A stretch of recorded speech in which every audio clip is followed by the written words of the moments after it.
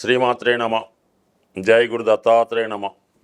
ఈ వీడియోలో మనం కన్యారాశి వారికి షష్టగ్రహ కూటమి ప్రభావం ఏ విధంగా ఉండబోతుంది అని పరిశీలించినప్పుడు సాధారణంగా ఈ గోచారం ప్రకారం ఈ 4 గ్రహాలు 5 గ్రహాలు ఎప్పుడూ కలుస్తూనే ఉంటాయి. ఇప్పుడు 6 గ్రహాలు కేవలం 2 రోజుల పాటు చంద్రుడు అక్కడ ఉండి ముందుకు వెళ్ళడం, ఓ 15 రోజుల తర్వాత రవిగ్రహం మారడం, ఇవన్నీ జరుగుతూ ఉంటాయి. ఈ కూటమి, ఈ షష్టగ్రహ కూటమి ఏమి పెద్ద అక్కడే శాశ్వతంగా పర్మనెంట్గా ఉండదు కాబట్టి దీనికోసం ఏదో జరుగుతుంది అన్నటువంటి అపోహతో ఎవరు ఉండే పని లేదు. ఎవరి కార్యక్రమాలు ఎవరు ఖచ్చితంగా చేసుకోవచ్చు. అయితే కన్యారాశి వారికి మెయిన్గా శని భగవానుడు మారడం ఈ 29వ తారీఖున, దానివల్ల ఏమైందంటే వీళ్ళకి గత 2.5 సంవత్సరాలుగా మంచి ఉపయోగపడే ఫలితాలు ఇచ్చినటువంటి శని భగవానుడు ఇప్పుడు 7వ స్థానంలోకి మారడం జరుగుతుంది. అది ఒక న్యూట్రల్ స్థానం. అయితే కొంతకాలంగా అక్కడ రాహు కూడా ఉండి శనిలాగా యాక్ట్ చేస్తున్నాడు. శని వట్ రాహు అంటారు కాబట్టి ఇప్పుడు కొత్తగా అక్కడ శని వచ్చినా కూడా మీకు పెద్దగా ఏమీ పోయేది ఏమీ లేదు. అయితే ఒక విధంగా మంచే జరిగే అవకాశం ఉంది. అంటే ఏంటి ఆ మంచి?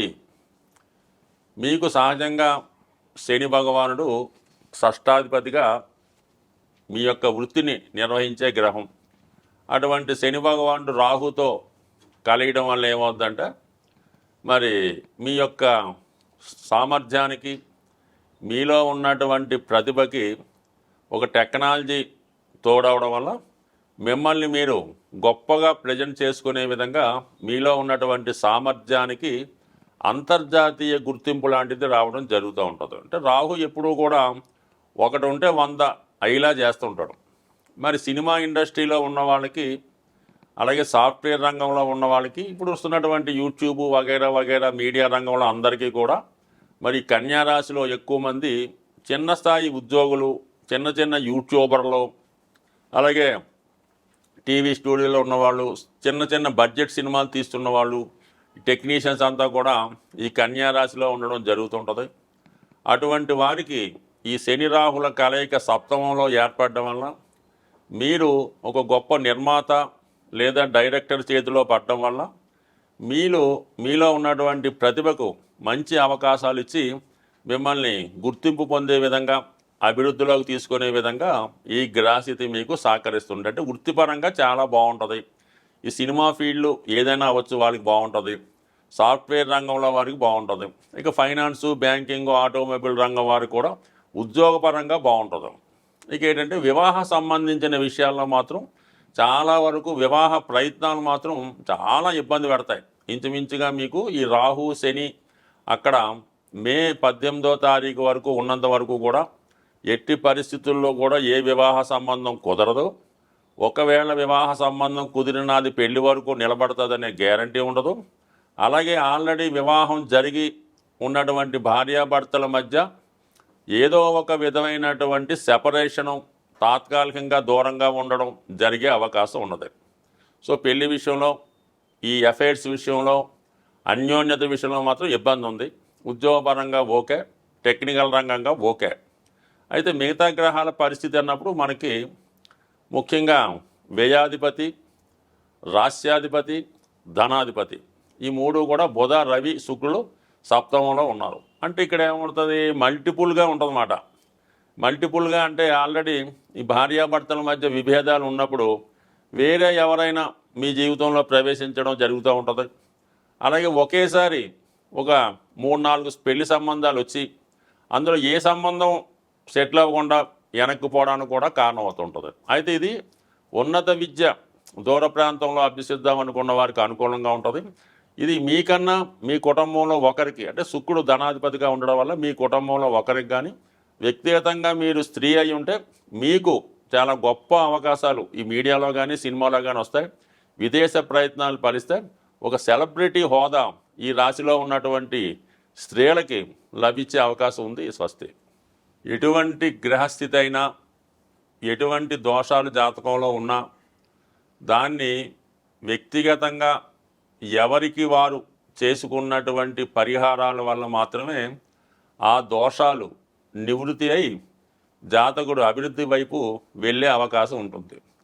ఏదైనా గ్రహాలు సహకరించాలంటే గ్రహరాజు అయినటువంటి సూర్యభగవానుణ్ణి ప్రతినిత్యం పూజించడం వల్ల, ఆదివారం నియమంగా ఉండడం వల్ల, ఆదిత్య ఉదయం చదవడం వల్ల కంపల్సరీ ఏదైనా గాయత్రి మంత్రం ఉన్న వాళ్ళు చేసుకోవచ్చు. సాంప్రదాయంగా రవి భగవాన్ని పూజిస్తేనే మిగతా గ్రహాలు సహకరిస్తాయి. ఇప్పుడు ఈ 6 గ్రహాల్లో ఒక సూర్యుడు, చంద్రుడు ఒక వర్గానికి చెందినవారు 15 రోజుల్లోనే ఈ కూటమి నుంచి బయటికి రావడం జరుగుతుంది. ఇక అక్కడ ఏర్పడినటువంటి ఈ 4 గ్రహాలు కూడా ఒకే వర్గానికి, అంటే శని వర్గానికి చెందినవి. రాహువు, అలాగే శని, బుధ, శుక్ర, ఈ 4 కూడా శని వర్గ రాశులుగా చెప్పడం జరుగుతుంది. కొంతమంది రాక్షస వర్గం అని అంటారు. ఏదైనా మెటీరియలిస్టిక్ జీవితంలో మానవుడు సుఖపడాలి, అన్ని సౌకర్యాలు పొందాలంటే ఈ 4 గ్రహాలే ప్రధానం. అదృష్టవశాత్తు ఈ 4 గ్రహాలు ఒకే వర్గానికి చెందడం వల్ల మీరు కంపల్సరీగా శని భగవానుని అనుగ్రహం కోసం శివుణ్ణి ఆరాధించడం వల్ల, రాహు యొక్క ప్రభావం కొరకు అమ్మవారిని పూజించడం వల్ల, మరి శుక్రుడు యొక్క ఇంపార్టెంట్, శుక్రబలం ఉంటే అన్ని సౌకర్యాలు లభిస్తాయి కాబట్టి లక్ష్మీ అమ్మవారిని లక్ష్మీ స్తోత్రం ద్వారా, అలాగే చివరిగా బుధుడు చిన్న గ్రహం అయినప్పటికీ కూడా విష్ణుమూర్తిని పూజించడం వల్ల ఈ గ్రహాలు మీకు అనుకూలంగా మారడం జరుగుతుంది. సో అందువలన వ్యక్తిగతంగా వీటన్నిటికీ కూడా ఏకైకంగా సింపుల్గా ఉపయోగపడేది విష్ణు సహస్రనామం. విష్ణు సహస్రనామ పారాయణ వల్ల అటు ఏలినాటి శని, శివుని యొక్క అనుగ్రహం కూడా రావడం జరుగుతూ ఉంటుంది. అలాగే విష్ణుమూర్తి అనుగ్రహం లభిస్తూ ఉంటుంది. ముఖ్యంగా లక్ష్మీ అమ్మవారి అనుగ్రహం కలగాలన్నా కూడా ఈ విష్ణు సహస్రనామ పారాయణతో పాటు అందులోనే యాడైనటువంటి లక్ష్మీ స్తోత్రాన్ని కూడా అది వినడం కన్నా, చదవడం కన్నా ముందు దాని యొక్క అర్థాలు మీరు వివరంగా తెలుసుకునే ప్రయత్నం చేయండి. మరి చాగంటి కోటేశ్వరరావు గారి ఉపన్యాసాల ద్వారా కానీ, పర్టికులర్గా ఉన్నటువంటి మరి ఆ విశ్లేషణ గ్రంథాలు చదవడం వల్ల తెలుసుకోవచ్చు. సో ఏదైనా మరి ఈ శాస్త్రాన్ని రచించిన వాళ్ళే ఈ 108 నక్షత్ర పాదాలకి ఈ విష్ణు సహస్రనామాన్ని విడదీసి ఒక్కొక్క నక్షత్రానికి ఒక్కొక్క శ్లోకాన్ని ఇవ్వడం జరిగింది. అంత విపరీతమైనటువంటి విష్ణు సహస్రనామం చెప్పే నాలెడ్జ్ అయితే మనకి లేదు. కానీ సింపుల్గా మీరు ఏదైనా గార్గేయ గారి పంచాంగంలో ఏ నక్షత్రం వారు విష్ణు సహస్రనామంలో ఏ శ్లోకాన్ని చదవాలి అన్న విశేషాన్ని వారు కూడా తెలియజేయడం జరిగింది. కాబట్టి మీ నక్షత్రాన్ని అనుసరించి కనీసం ఆ 4 చరణాలన్నా విష్ణు సహస్రనామాన్ని పారాయణ చేస్తూ, లక్ష్మీ స్తోత్రానికి మళ్ళీ దానికి మినహాయింపులు ఉండవు. అది కంప్లీట్గా పూర్తిగా చదివితేనే అన్ని రకాల ఫలితాలు మీకు రావడం జరుగుతాయి తప్ప ఇందులో భక్తి విశ్వాసం అయితే ఏంటంటే మరి మా అబ్బాయి చదవడండి, మా అమ్మాయి చదవదండి, దాని బదులు మేము చదువుతామండి, పనిచేస్తుందంటే మాత్రం ఖచ్చితంగా పనిచేయదు. కనీసం సూక్ష్మంలో మోక్షం ఎంతో కొంత నమ్మకం పెట్టుకుంటూ కనీసం ఆ పుస్తకాన్ని దగ్గర పెట్టుకొని వీలైనప్పుడల్లా దాని వంక ఒక చూపు చూస్తే కంప్లీట్గా మీకు ఆ అనుగ్రహం తప్పగా లభించే అవకాశం ఉంది. ఏదైనా నమ్మకం, విశ్వాసం, గ్రహాలు శుభాన్నిచ్చినా కష్టాన్నిచ్చినా అవి అనుభవిస్తున్న వారికి ఇది చక్కని పరిహారంగా లభించే అవకాశం ఉంది. స్వస్తి.